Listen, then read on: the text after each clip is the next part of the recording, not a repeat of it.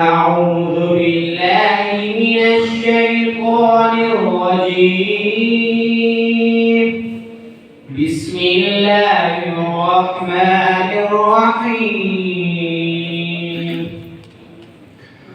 فلما ذهبوا به وأجمعوا أن يجعلوه في غيابة الجب وأوحينا إليه لتنبئنهم بأمرهم هذا وهم لا يشعرون.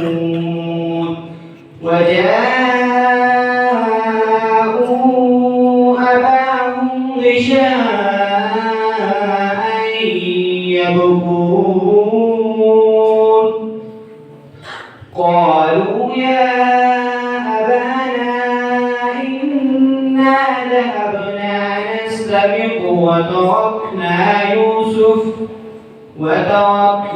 يوسف عند متاعنا فأكله الذئب وما أنت بمؤمن لنا ولو كنا